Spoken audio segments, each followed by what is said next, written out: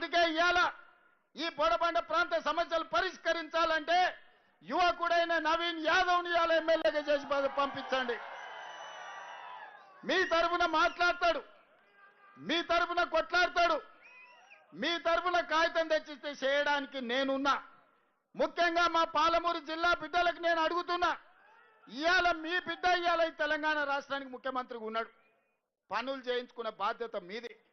మరి మీ తరఫున మాట్లాడాలంటే మీ తరఫున మాట్లాడే మనిషి మీ ప్రతినిధిగా ఉండాలి కదా. అట్లాంటిది వాళ్ళకు 3 సార్లు ఇచ్చిండ్రు, కేటీఆర్ కు 2 సార్లు 10 ఏళ్ళు మంత్రి పదవి ఇచ్చిండ్రు. బీజేపీ కిషన్ రెడ్డి ఇవాళ కొత్తగా సమస్యలు చూసినట్టు మాట్లాడుతున్నా, అయ్యో మట్టి ఉంది గీడ బుడుతుందని. కిషన్ రెడ్డి ఎక్కడి నుంచి వచ్చినవా నువ్వు? 2014లో దత్తన్న ఉండే, 2019లో నువ్వే మంత్రి అయినావు, 2023లో మళ్ళా నువ్వే గెలిచినావు. మోడీ 3 సార్లు ప్రధానమంత్రి అయిండు. మరి ఈ మట్టి తీసి సీసీ రోడ్లు వేయాలని మనం తెచ్చినవా? బోడబండకి ఎప్పుడైనా నీ ఎంపీ నిధుల నుంచో కేంద్ర మంత్రిగా 10 పైసలన్నా తీసుకొచ్చినవా? ఇవాళ పన్లిక్కులు ఇచ్చుకుంటూ వచ్చిన, అయ్యో మీకు సమస్యలు ఉన్నాయి, మీ సమస్యలు పరిష్కరిస్తామని. ఈ దేశానికి ప్రధానమంత్రిగా నరేంద్ర మోడీ ఉన్నాడు. ఏం తెస్తావో తీసుకురా, ఇంకా 10 రోజులు ఉంది పోలింగ్. ఏం తెస్తావో ఢిల్లీ నుంచి, అంతేగాని గల్లీలలో వచ్చి ఇవాళ 1, 2 అని కథలు చెప్తున్నాడు. పార్లమెంట్ ఎన్నికల్లో బీఆర్ఎస్ వాడు ఓట్లన్నీ బీజేపీని కేపించిండు. అందుకే మహబూబ్నగర్ కానీ, చేవెళ్ళ కానీ, సికింద్రాబాద్ కానీ, మల్కాజ్గిరి కానీ, మెదక్ కానీ, నిజామాబాద్ కానీ, కరీంనగర్ కానీ, ఆదిలాబాద్లో 8 పార్లమెంట్లలో బీఆర్ఎస్ డిపాజిట్లు జప్తు అయితే ఇవాళ బీజేపీ వాడు గెలిచిండు. కేంద్రంలోనేమో బీజేపీ కోట్లు వేయాలి, రాష్ట్రంలో బీఆర్ఎస్ కోట్లు వేయాలని ఇవాళ బీజేపీ డిపాజిట్ కూడా ఓగొట్టుకొని బీఆర్ఎస్ వాళ్ళని గెలిపించడానికి ప్రయత్నం చేస్తుంది. ఆలోచన చేయండి, వీళ్ళ కుమ్ముక్కు రాజకీయాలు, వీళ్ళ ఫెవికాల్ బంధం. మొదటి రోజు కేటీఆర్ మాట్లాడతాడు, రెండో రోజు కిషన్ రెడ్డి మాట్లాడతాడు. వీళ్ళిద్దరికి ఫామ్ హౌస్లో కూర్చొని ఇవాళ ఆయన నీతులు చెప్తాడు.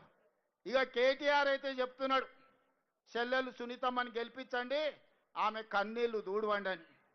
వెనకటికి ఎవడోనంట సొంత చెల్లెలకు అన్నం పెట్టలేదంట, కానీ చిన్నమ్మ బిడ్డకు బంగారు గాజులు చేపిస్తా అన్నాడంట. ఓరి సన్నాసి, నీ తోడబిట్టిన చెల్లెలు, నీ సొంత చెల్లెలు ఆస్తి ఇవ్వాల్సి వస్తుందని ఇంట్లోకెళ్ళి బయటకు పంపించినవని ఇవాళ నీ సొంత చెల్లెలు మా పాలమూరు జిల్లాకు వచ్చి ఏడిచింది నిన్ననే. నీ సొంత చెల్లెలనే చక్కగా చూసుకోక నీ నాయన సంపాదించిన 1000 కోట్ల అక్రమ ఆస్తిలో చెల్లెలకు వాటా ఇవ్వాల్సి వస్తుందని సొంత చెల్లెలనే ఇంట్లోకెళ్ళి ఎలగొట్టిన దుర్మార్గుడివి. ఇవాళ నువ్వు మాగంటి సునీతమ్మను నువ్వు మంచిగా చూసుకుంటావా? మా అక్కలు నమ్మాలనా నిన్ను?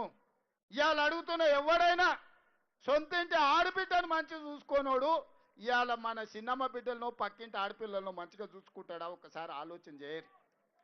ఈ ఎన్నికల కోసం ఉత్తగా ముందల నిలబెట్టి ఓట్లు వేయించుకొని గెలుచుకోవాలని ఆలోచన చేస్తారు. ఇవన్నీ నేను చెప్తలేను, వాళ్ళ చెల్లెలే మైకులలో చెప్తుంది. ఇవాళ మీ చెల్లెలు అడిగే ప్రశ్నలకు నువ్వు సమాధానం చెప్పు సిగ్గుంటే. నీ చెల్లెలే చెప్పింది కదా, మా నాయనని అడ్డం పెట్టి వీళ్ళు 1000 కోట్లు సంపాదించారు దుర్మార్గులు, ఇవాళ మా నాయన మీదకి కేసులు వచ్చినాయి, మొదట వీళ్ళందరినీ జైలు వేసి లాగులలో తొండలు ఇచ్చి కొట్టండి వాళ్ళ సొంత చెల్లెలు చెప్తుంది. ఇంకా ఇంతకంటే ఇంకెవరైనా చెప్తారా? ఏ ఆడబిడ్డ అయినా పుట్టింటి మీద ఆరోపణలు చేయదు. తనకు కష్టం వచ్చినా, నష్టం వచ్చినా, దుఃఖం వచ్చినా, అత్తగారి ఇంట్లో వేధింపులున్నా పుట్టినిల్లు మంచిగా ఉండాలి, తల్లిదండ్రుల కీర్తి గొప్పగా ఉండాలి, తోడబుట్టినోడు చల్లగా ఉండాలని కోరుకుంటారు. కానీ ఈ దుర్మార్గులు ఎన్ని కష్టాలు పెడితే సొంత చెల్లెలే వీళ్ళు దుర్మార్గులు, వీళ్ళని ఈపులు వాళ్ళకు కొట్టాను అని చెప్తుందో ఒకసారి ఆలోచన చెయ్యండి. అందుకే నేను చెప్పిన, సొంత చెల్లెలకు అన్నం పెట్టినోడు చిన్నమ్మ బిడ్డకు బంగారు గాజులు చెప్పిస్తా అంటే వాడు నన్ను నమ్ముతాడా? అందుకే మిత్రులారా, ఇవాళ మీరందరూ ఆలోచన చేయండి. ఈ ప్రాంత సమస్యలు పరిష్కరించే బాధ్యత నాది. మీరు నవీన్ యాదవ్ని గెలిపించండి.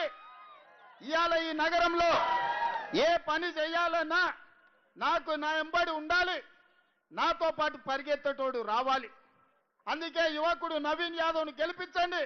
ఒక్క ఓటుకు మీకు 2 సేవకులు వస్తారు. ఒక పక్కన అజారుద్దీన్ మంత్రిగా జూబ్లీహిల్స్ సమస్యల్ని పరిష్కరిస్తాడు, నవీన్ యాదవ్ ఎమ్మెల్యేగా ఉంటాడు, అనిల్ కుమార్ యాదవ్ ఈరోజు రాజ్యసభ సభ్యుడిగా ఆ నిధులు మీతోని ఖర్చు పెడతాడు. అందుకే మిత్రులారా, ఒక్క అవకాశం ఇవ్వండి. 3 సార్లు బీఆర్ఎస్ వాళ్ళకి ఇచ్చారు, 3 సార్లు పార్లమెంట్లో బీజేపీ వాళ్ళకి ఇచ్చారు. ఈ ఒక్కసారి నన్ను నమ్మండి, నవీన్ యాదవ్కు ఓటు వేయండి. ఈ ప్రాంతాన్ని అభివృద్ధి చేసే బాధ్యత నాది, మీ సమస్యల్ని పరిష్కరించే బాధ్యత నాది. అదే కాదు,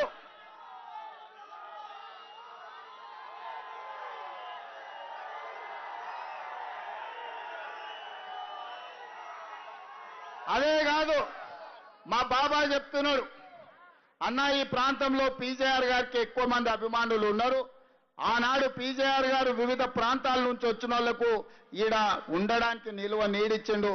ఈ బోరబండ చౌరస్తకు పీజేఆర్ బోరబండ చౌరస్తా పేరు పెట్టమని. తప్పకుండా విజయోత్సవ ర్యాలీకి మళ్ళా ఇక్కడికి వస్తాం. ఈ చౌరస్తకు పీజేఆర్ బోరబండ చౌరస్తా అని పేరు పెట్టుడే కాదు, పీజేఆర్ విగ్రహాన్ని పెట్టించి మీ అభిమాన నాయకుడి విగ్రహాన్ని పెట్టించడానికి, ఈ ప్రాంత సమస్యల్ని పరిష్కరించడానికి నేను మళ్ళా మీ దగ్గరికి వస్తా.